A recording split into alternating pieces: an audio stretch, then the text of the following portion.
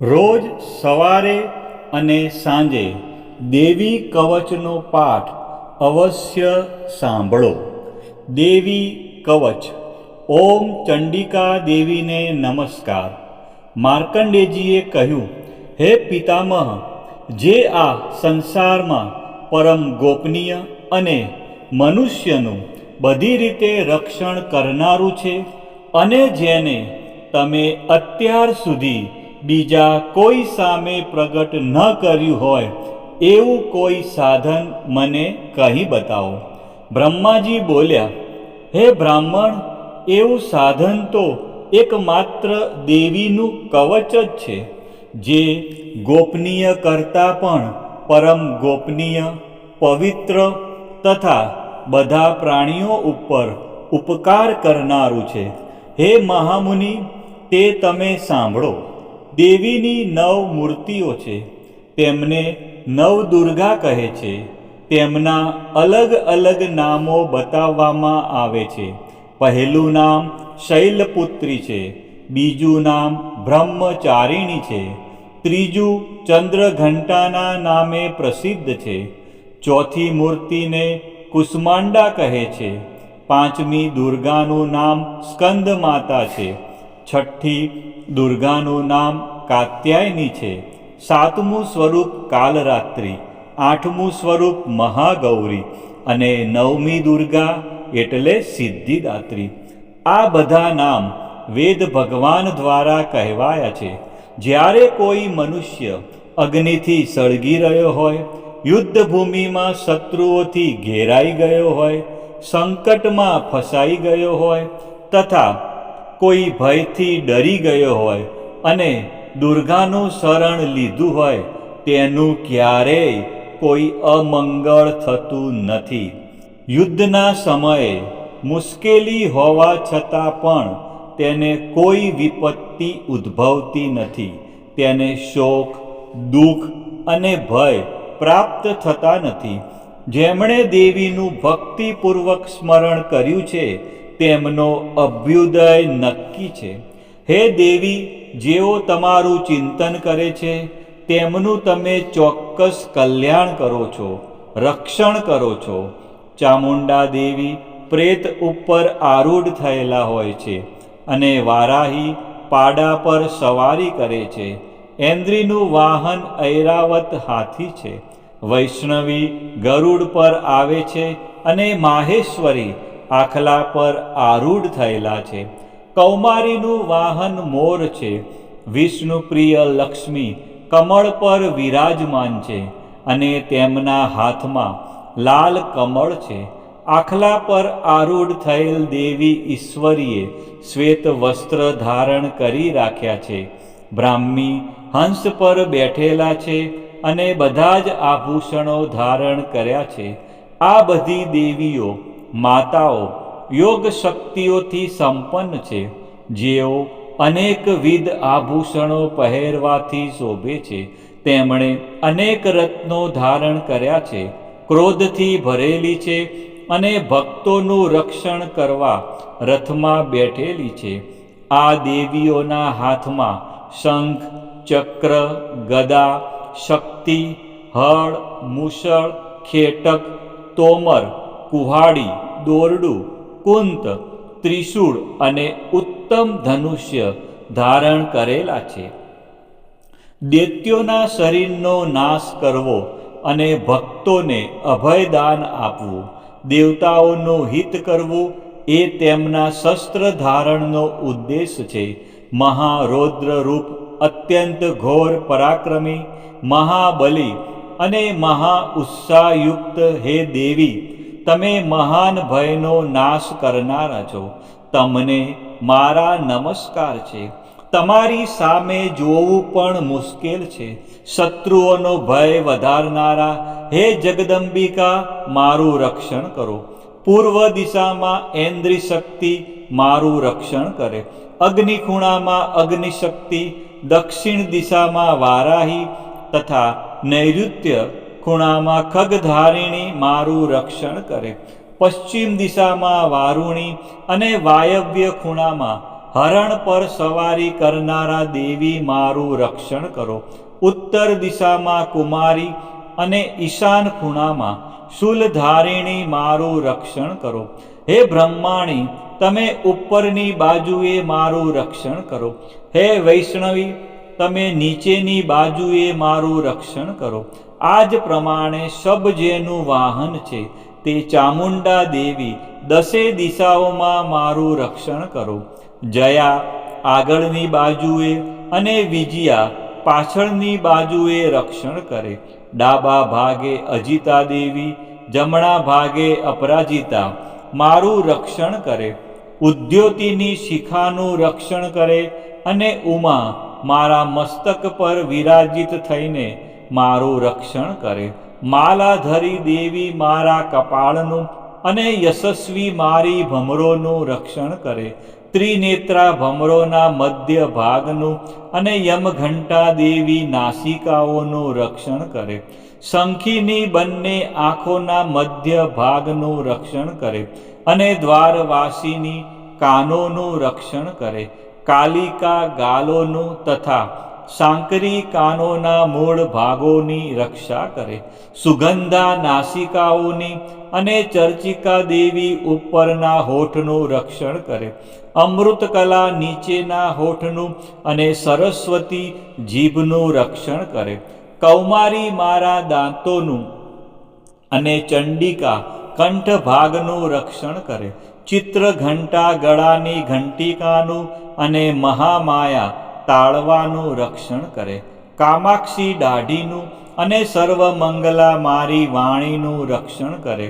નીલગ્રીવા કંઠના બહારના ભાગનું અને અન્નનલિકાનું કૌબેરી દેવી રક્ષણ કરો.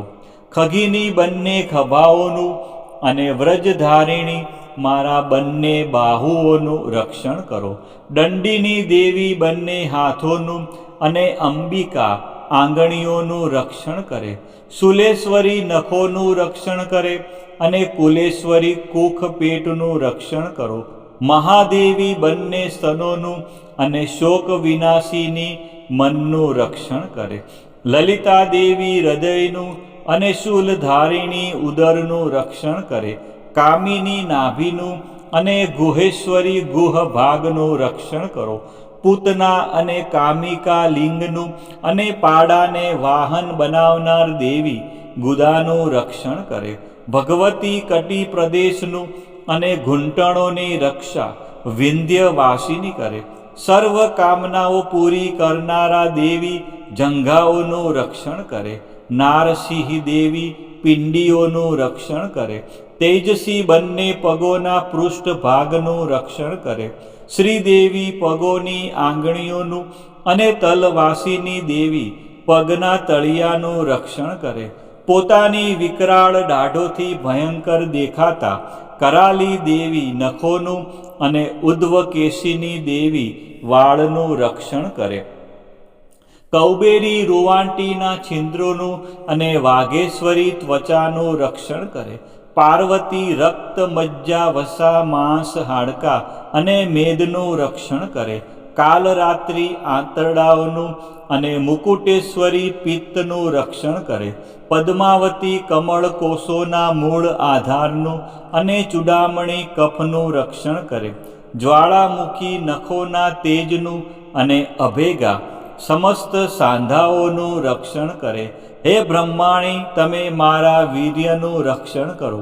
હે છત્રેશ્વરી, મારી છાયાનું રક્ષણ કરો. હે ધર્મધારિણી, મારા અહંકાર, મન અને બુદ્ધિનું રક્ષણ કરો. હે વ્રજ ધારણ કરનાર દેવી, મારા પ્રાણ, અપાન, વ્યાન, ઉદાન અને સમાનનું રક્ષણ કરો. કલ્યાણથી શોભતા હે દેવી, મારા પ્રાણનું રક્ષણ કરો. યોગીની દેવી રસ, રૂપ, ગંધ, શબ્દ અને સ્પર્શનું અને હે નારાયણી, તમે મારા સત્વ, રજ અને તમો ગુણનું રક્ષણ કરો. વારાહી આયુષ્યનું રક્ષણ કરે. વૈષ્ણવી ધર્મનું રક્ષણ કરે તથા ચક્ર ધારણ કરનારા દેવી યશ અને કીર્તિ, લક્ષ્મી અને ધનનું તેમજ વિદ્યાનું રક્ષણ કરો.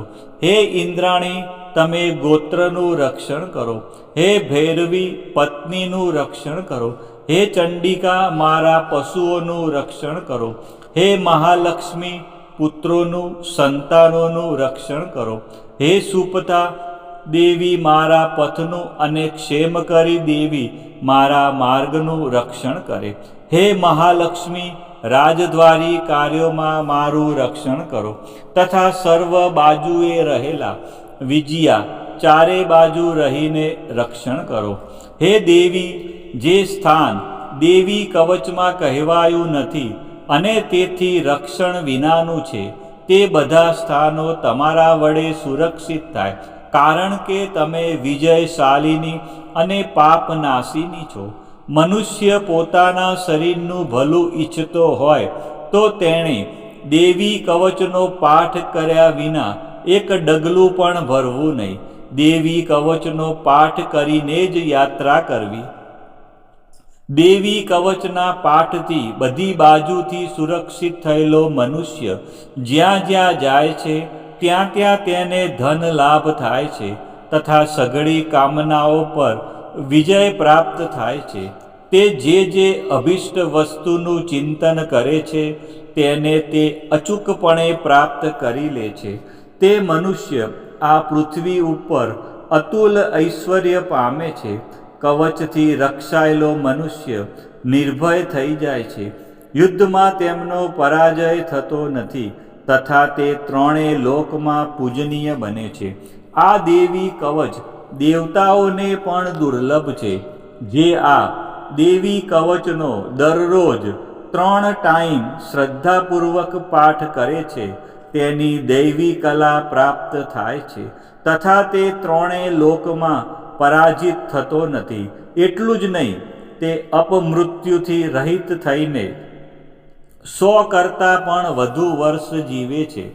દેવી કવચ ધારણ કરનાર મનુષ્યની રાજા તરફથી સન્માન અને વૃદ્ધિ થાય છે. આ દેવી કવચ મનુષ્યના તેજની વૃદ્ધિ કરનારું અને ઉત્તમ છે.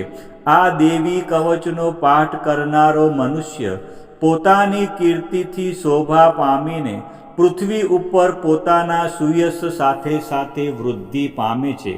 જે પહેલાં દેવી કવચ કરીને સપ્તસતી ચંડી પાઠ કરે છે તેની જ્યાં સુધી વન પર્વત હોય ત્યાં સુધી તે આનંદથી યુક્ત આ પૃથ્વી ઉપર રહે છે.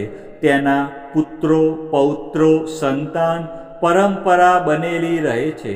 પછી દેહાંત થતાં તે મનુષ્ય મહામાયાની કૃપાથી નિત્ય પરમપદને પામે છે.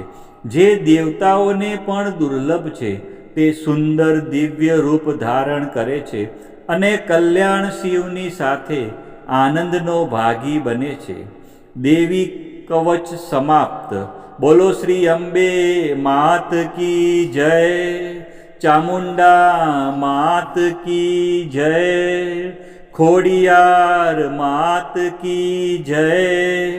ઉમિયા માત કી જય. મહાકાળી માત કી જય. બહુચર માત કી જય. 64 જોગણી માત કી જય. સધી માત કી જય. મોગલ માત કી જય. આ પ્રમાણે રોજ સવારે અને સાંજે દેવી કવચનો પાઠ અવશ્ય સાંભળવો.